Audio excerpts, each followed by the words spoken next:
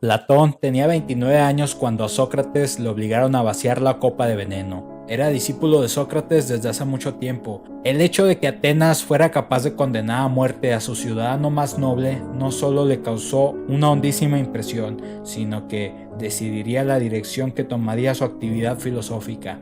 Para Platón, la muerte de Sócrates constituía una clara expresión del contraste que se puede ver entre la situación fáctica de la sociedad y lo que es verdadero o ideal. La primera acción de Platón como filósofo fue publicar un discurso de defensa de Sócrates.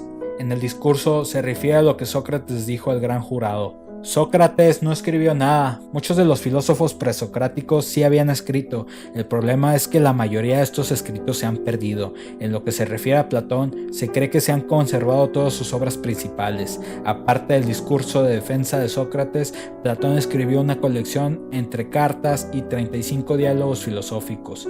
El hecho de que estos escritos hayan sido conservados se debe en gran parte a que Platón fundó su propia escuela filosófica fuera de Atenas. La escuela estaba situada en una arbolera que debía su nombre al héroe mitológico griego Academo. Por lo tanto, la escuela de filosofía de Platón adquirió el nombre de academia. Desde entonces se han fundado miles de academias por todo el mundo. Incluso hoy hablamos de los académicos y de materias académicas.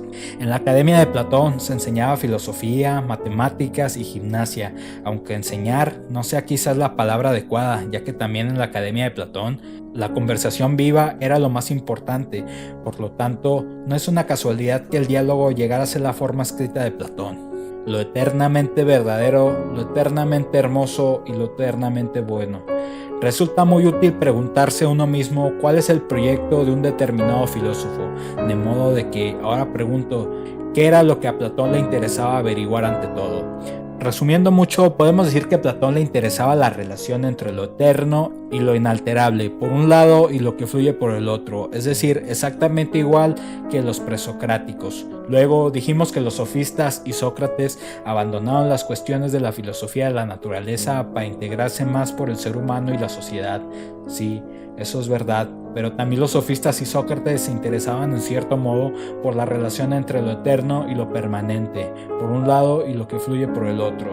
Se interesaron por esta cuestión en lo que se refiere a la moral de los seres humanos y a los ideales y virtudes de la sociedad. Muy resumidamente, se puede decir que los sofistas pensaban que la cuestión de lo que es bueno o es malo es algo que cambia de ciudad en ciudad, de generación en generación, es decir, que la cuestión sobre lo bueno y lo malo es algo que fluye. Sócrates no podía aceptar este punto de vista y opinaba que había unas reglas totalmente básicas y eternas para lo que es bueno y para lo que es malo.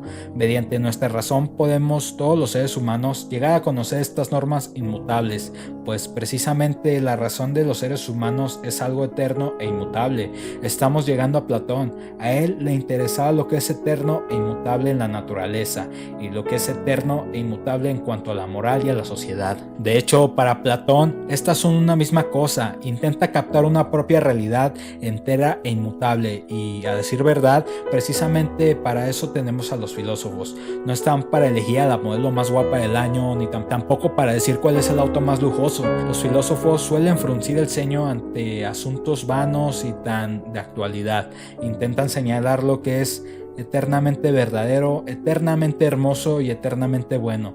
Con esto tenemos al menos una vaga idea del proyecto filosófico de Platón. A partir de ahora observaremos las cosas una por una, intentaremos entender un razonamiento que dejó profundas huellas en toda la filosofía europea posterior. Tanto Empédocles como Demócrito habían señalado que todos los fenómenos de la naturaleza fluyen, pero que sin embargo tiene que haber algo que nunca cambie las cuatro raíces de todas las cosas o los átomos. Platón sigue este planteamiento, pero de una manera muy distinta.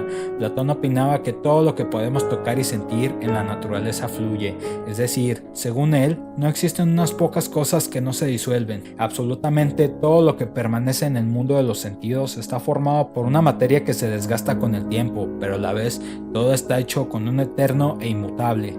Los presocráticos habían dado una explicación más o menos razonable de los cambios en la naturaleza, sin tener que presumir que algo cambia de verdad. En medio del ciclo de la naturaleza hay algunas partes mínimas que son eternas e inmutables y que no se disuelven, pensaban ellos. Lo que quiere decir Platón es que los átomos de Demócrito nunca pueden llegar a convertirse en un cocodrilo elefante o en un elefante cocodrilo.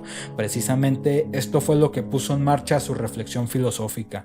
Esto quiere decir que para Platón, lo eterno y lo inmutable no es una materia prima física. Lo que es eterno e inmutable son los modelos espirituales o abstractos, a cuya imagen todo está modelado. Esto quiere decir que para Platón, lo eterno y lo inmutable no es una materia primaria física. Lo que es eterno e inmutable son los modelos espirituales abstractos, a cuya imagen todo está modelado. Platón pensaba que tenía que haber una realidad detrás del mundo de los sentidos, y esta realidad la llamó el mundo de las ideas. Aquí se encuentran las eternas e inmutables imágenes de modelo detrás de los distintos fenómenos con los que nos topamos en la naturaleza. A este espectacular concepto lo llamamos la teoría de las ideas de Platón. Platón pensaba que todo lo que vemos a nuestro alrededor en la naturaleza, es decir, todo lo que podemos sentir y tocar, puede compararse con una pompa de jabón, por lo que nada de lo que existe en este mundo de los sentidos permanece. Lo que dice Platón es que no podemos saber nada con seguridad sobre algo que cambia constantemente, sobre lo que pertenece al mundo de los sentidos, es decir, lo que podemos sentir y tocar. Solo podemos tener ideas o hipótesis poco seguras. Solo podemos tener conocimientos seguros de aquellos que vemos con la razón. La razón es lo contrario de las opiniones o los pareceres. Podríamos decir que la razón es eterna y universal precisamente porque solo se pronuncia sobre los asuntos eternos y universales. A Platón le interesaban mucho las matemáticas porque las relaciones matemáticas jamás cambian. Platón pensaba que la realidad está dividida en dos. Una parte es el mundo de los sentidos, sobre el que solo podemos conseguir conocimientos imperfectos utilizando nuestros 5 sentidos, aproximados e imperfectos. De todo lo que hay en el mundo de los sentidos, podemos decir que todo fluye y que nada permanece. Por otra parte, las ideas son eternas e inmutables. Según Platón, el ser humano también está dividido en dos partes. Tenemos un cuerpo que fluye y que por lo tanto está indisolublemente ligado al mundo de los sentidos y acaba de la misma manera que todas esas demás cosas precedentes al mundo de los sentidos, como por ejemplo una pompa de jabón. Todos nuestros sentidos están ligados a nuestro cuerpo y son, por lo tanto, poco de fiar, pero también tenemos un alma inmortal de la morada de la razón, precisamente porque el alma no es material que puede ver el mundo de las ideas. Platón pensaba además que el alma ya existía antes de meterse en un cuerpo. Érase una vez cuando el alma se encontraba en el mundo de las ideas, pero en el momento en que el alma despierta dentro de un cuerpo humano, se ha olvidado ya de las ideas perfectas. Entonces algo comienza a suceder, se inicia un proceso maravilloso. Conforme el ser humano va sintiendo formas en la naturaleza, va teniendo un vago recuerdo de su alma, el ser humano ve un caballo imperfecto, pero eso no es suficiente para despegar el alma. Un vago recuerdo del caballo perfecto del alma vio el mundo de las ideas, pero se despierta también una añoranza de regresar a la verdadera morada del alma. A esta añoranza Platón la llama eros, que significa amor, es decir, el alma siente una añoranza amorosa por su verdadero origen. A partir de ahora se vive el cuerpo y todo lo sensible como algo imperfecto e insignificante. Sobre las alas del amor volará el alma a casa, el mundo de las ideas donde será liberada de la cárcel del cuerpo. Platón describe aquí que es un ciclo humano ideal, pero no todos los seres humanos dan rienda suelta al alma y permiten que inicie el viaje de retorno al mundo de las ideas. La mayoría de las personas se aferra a los reflejos de las ideas en el mundo de los sentidos y ven un caballo y otro caballo, pero no ven aquello de lo que todos los caballos son solamente malas copias. Lo que describe Platón es el camino de los filósofos. Su filosofía puede entenderse como una descripción de la actividad filosófica. El mito de la caverna de Platón lo encontramos en el Diálogo de la República, en el que Platón nos proporciona una imagen del estado ideal, es decir, un estado modelo imaginario o lo que se suele llamar un estado utópico. Brevemente podemos decir que Platón piensa que el estado debe ser gobernado por filósofos. Al explicar el por qué, toma como punto de partida la composición del ser humano. Según Platón, el cuerpo humano está dividido en 3 partes: cabeza, pecho y vientre. A cada una de estas partes les corresponde una habilidad del alma. La cabeza le pertenece la razón, al pecho la voluntad y al vientre el deseo. Pertenece además a cada una de las 3 habilidades del alma un ideal o una virtud. Esta razón debe aspirar a la sabiduría, la voluntad debe mostrar valor y el deseo hay que frenarlo para que el ser humano muestre moderación. Cuando las 3 partes del ser humano funcionan a la vez como un conjunto completo, obtenemos un ser armonioso u honrado. En la escuela lo primero que tiene que aprender el niño es a frenar el deseo, luego hay que desarrollar el valor y finalmente la razón obtendrá sabiduría.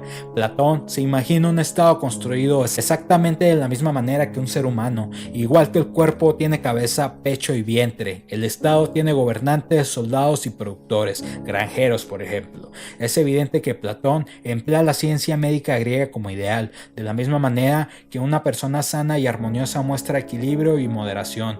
Un estado justo se caracteriza porque cada uno conoce su lugar en el conjunto. Como el resto de la filosofía de Platón, también su filosofía del Estado se caracteriza por su racionalismo. Es decisivo para crear un buen Estado que sea gobernado por la razón. De la misma manera que la cabeza dirige el cuerpo, tiene que haber filósofos que dirijan la sociedad. El Estado ideal de Platón puede recordar el antiguo sistema hindú de las castas, en el que cada uno tiene su función determinada para el bien del conjunto.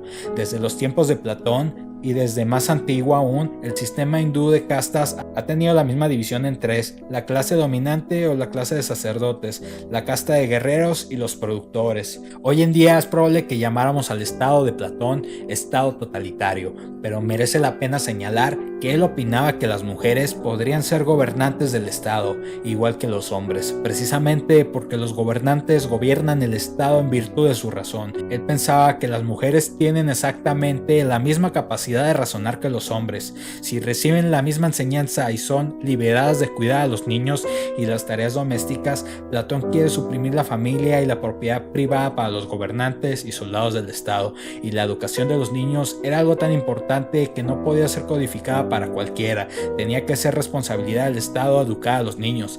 Tras haber vivido unas grandes desilusiones políticas, Platón escribió El diálogo de las leyes, en el que describe el Estado legal como el segundo mejor estado. Ahora se muestra partidario a la propiedad privada y a las ataduras familiares. De esta manera se reduce la libertad de la mujer, pero dice que en un estado no se educa ni se entrena a sus mujeres. Es como un ser humano que solo ejerce con el brazo derecho.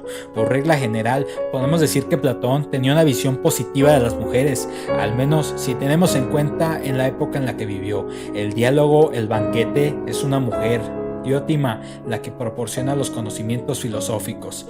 Este fue Platón. Durante más de 2000 años la gente ha discutido y criticado su extraña teoría de las ideas. El primero fue su propio alumno en la academia, su nombre era Aristóteles, el tercer gran filósofo de Atenas.